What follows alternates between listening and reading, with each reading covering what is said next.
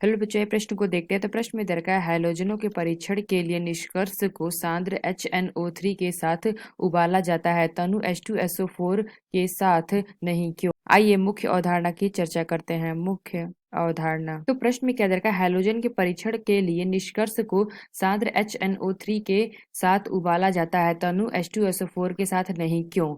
तो क्यों हमें NO3 के साथ ही उबाला जाता है, H2SO4 के साथ क्यों नहीं उबाला जाता है, ये हमें बताना है। तो जैसे अगर हम देखें तो जो हमारा एक सोडियम साइनाइड होता है, सोडियम साइनाइड, और अगर हम देखें तो Na2S होता है। तो इसको हमारे अगर हम देखें तो इसमें हमारा क्या होता है, NaCN को क्या होते हैं, सांद्र HNO3 के साथ जब हम इसको गर्म करते हैं तो यहाँ पे अगर हम देखें तो ये जो हमारा पहला वाला साइनाइड है इसको हम सांद्र HNO3 के साथ उबाला जाता है तो ये हमारा क्या होता है, ये हमारा परिवर्तित हो जाता है HCN में, और प्लस हमें क्या देता है, यह NaNO3।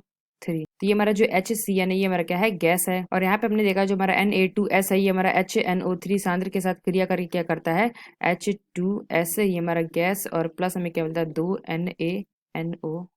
तो यहाँ पे अगर हम देखें तो जो हमें गैस प्राप्त हुआ है इसका हमारा क्या फायदा होता है, तो गैस बनने से हमारा ये फायदा होता है कि ये जब हमारा सिल्वर के साथ अभिक्रिया करेगा तो ये हमारा सिल्वर कोई अवक्षेप नहीं बनेगा। तो अवक्षेप बनने के लिए उसके लिए हमें क्या चाहिए, गैस बनना चाहिए, क्योंकि ये हमारा क्या हो जाए, वाष्पीकृत हो जाए। तो यहाँ पे अगर हम देखें जो हमें गैस प्राप्त हुआ है इसको ठंडा करने के लिए तो इसमें सोडियम नाइट्रेट का घोल डाला जाता है। तो अमोनिया में घुलनशील एक सफेद अवक्षेप ये हमारा दर्शाता है। तो प्रश्न में से पूछा गया था क्यों हम HNO3 के साथ उबाला जाता है, क्यों H2SO4 के साथ है। तो यहाँ पे हमने देखा जब HNO3 के साथ हमने इसको उबाला तो यहाँ पे हमें क्या प्राप्त हुआ, HCN प्राप्त हो गया, और यहाँ पे अगर NO2S में यहाँ पे हमने किया तो ये हमारा क्या प्राप्त हो गया, H2S। तो ये हमारा HCN गैस में विघटित हो जाएगा, और जो दूसरा वाला ये हमारा क्या हो जा रहा है कि H2S में विघटित हो जा रहा है, तो इसका अवक्षेप नहीं बनने के कारण। तो यानी हमने देखा ऐसा हम क्यों करते हैं, तो हैलोजन के परीक्षण में सोडियम निष्कर्ष को सांद्र HNO3 के साथ गर्म किया जाता है क्योंकि विलयन में उपस्थित सोडियम साइनाइड और सोडियम सल्फाइड अपघटित हो जाएं और हैलोजन के परीक्षण में बाधा न डालें। तो यहाँ पे हमने क्या देखा, क्योंकि विलयन में उपस्थित सोडियम साइनाइड और सोडियम सल्फाइड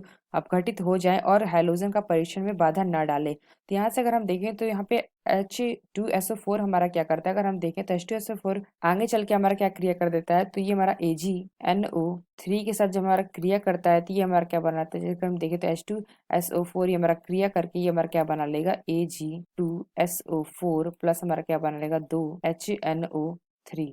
तो यहाँ से अगर हम देखें जो हमारा Ag2SO4 होता है ये हमारा क्या होता है, व्हाइट PPT बनाता है, सफेद अवक्षेप, जो कि हमारा क्या करता है, बाधा डालता है क्लोरीन के टेस्ट में। इसलिए यहाँ पे हम क्या करते हैं, HNO3 का यूज करते हैं, H2SO4 का नहीं। तो यानी हमने क्या बताया, जब हम H2SO4 का यहाँ पे उपयोग करेंगे तो ये हमारा क्या बना लेगा, सफेद अवक्षेप बना लेगा, जो हमारा क्या करेगा, क्लोरीन के परीक्षण में हस्तक्षेप करेगा। इसलिए यहाँ इसकी जगह पे हम क्या लेते हैं, HNO3 का यूज करते हैं। ये हमारा क्या होता है, बेहतर होता है H2SO4 के कंपेरिजन में। इसलिए हम HNO3 का उपयोग करते हैं हैलोजनों के परीक्षण में, ना कि H2SO4 का, क्योंकि ये हमारा क्या होता है, बाधा उत्पन्न करता है। इसलिए जो हमारा HNO3 होता है इसको हम यूज करते हैं, ये हमारा क्या होता है, H2SO4 से बेहतर होता है। तो आशा करते हैं आपको समझ में आया होगा। धन्यवाद।